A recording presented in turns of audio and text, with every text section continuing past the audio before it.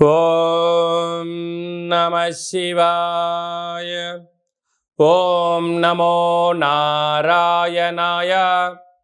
కర్మ నివారణ నరదృష్టి నివారణ కాల భైరవాయ నమో నమః. ఓం కాళకాలాయ విద్మహే కాళాతీతాయ ధీమహి తన్నో శ్రీ కర్మ నివారణ కాల భైరవాయ నమో నమః. ఓం ఆంజనేయాయ విద్మహే వాయుపుత్రాయ ధీమహి తన్నో హనుమత్ ప్రచోదయాతు. హరి ఓం. మా ఛానల్కి స్వాగతం. చూస్తున్న వీక్షకులకు ప్రేక్షకులకు ప్రియ కాళభైరవ భగవద్బంధులకి స్వాగతం పలుకుతూ మమ్మల్ని ఎంతగానో ఆదరిస్తూ ఉండబడినటువంటి ప్రియ సోదర సోదరీమణులకు, జ్యోతిష్య అభిమానులకు, సనాతన ధర్మ సంరక్షకులకు అందరికీ కూడా హనుమత్ జయంతి పండగ శుభాకాంక్షలు. రామతత్వాన్ని అవలంబించుకుందాం, నిత్యము రామనామాన్ని జంపింప చేసుకుందాం, స్వామివారి ఆశీస్సులు పొందుదాం.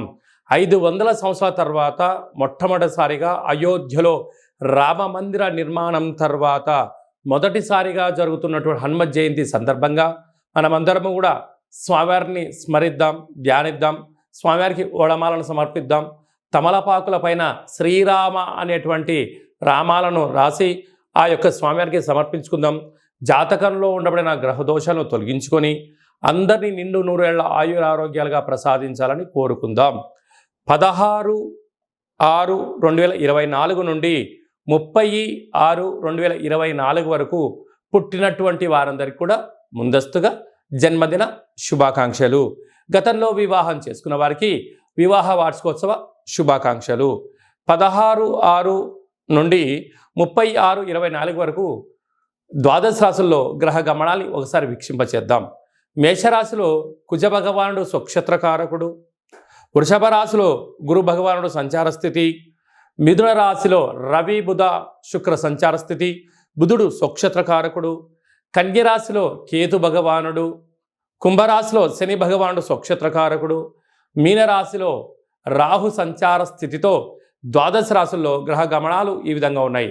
అందరికీ ముఖ్యంగా తెలుసుకోవాల్సిన విషయం ఏమిటి అంటే, కుజ భగవానుడు స్వక్షత్రంలో, బుధ భగవానుడు స్వక్షత్రంలో, శని భగవానుడు స్వక్షత్రంలో ఉండడము, 3 గ్రహాలు స్వక్షత్రంలో ఉన్నప్పుడు గ్రహయోగం అందరికీ యోగదాయకమని చెప్పి గమనించాలి. అందులో మిథున రాశిలో రవితో కలిపిన బుధ భగవానుడు అవ్వడం వలన, బుధాదిత్య రాజయోగం కారణం వలన ప్రభుత్వ ఉద్యోగ ప్రయత్నం చేసేటువంటి వారికి ఇది అందరికీ చాలా మంచి కాలము అని చెప్పి గమనించాలి. తులారాశి వారు జ్యేష్ఠమాస పూర్ణిమ బహుళాష్టమి సందర్భంగా ఎలాంటి విధివిధానాలు పాటించాలో ఈ వీడియోలో సవివరంగా సంపూర్ణంగా తెలుసుకుందాం. తులారాశిలో ఏ నక్షత్రాలు వస్తాయనగా, చిత్తా నక్షత్రంలోని 3వ పాదం, 4వ పాదం, స్వాతి నక్షత్రంలోని 4 పాదాలు, విశాఖ నక్షత్రంలోని 1, 2, 3 పాదం కలిపితే తులారాశి అవ్వడం జరుగుతుంది. చాలామందికి పుట్టినటువంటి కాల సమయంలో డేటా బర్తులు లేనటువంటి కారణం వలన పేరు యొక్క మొదటి అక్షరాన్ని అనుసరిస్తూ ఆ రాశిని తెలుసుకునే ప్రయత్నం చేద్దాం. రా, రి, శ్రీ, రు, రే, రో, తా, తి, తు అక్షరాల వారందరూ కూడా తులారాశి జాతకులే. తులారాశి యొక్క అధిపతి శుక్ర భగవానుడు.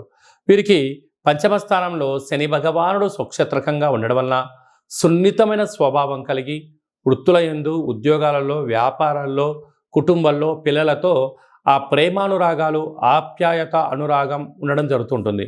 కానీ వీరి యొక్క మంచితనము ఎదుటి వ్యక్తులకు ఒక ఆసరాగా వారి అంతే. వారికి ప్రేమకు పిచ్చోళ్ళు, వాళ్ళకు గౌరవానికి పిచ్చోళ్ళు, వాళ్ళకు నేనంటే పిచ్చి ప్రేమ అని చెప్పి ఎదుటి వ్యక్తులు వీళ్ళని చులకనగా చూస్తూ ఉంటారు.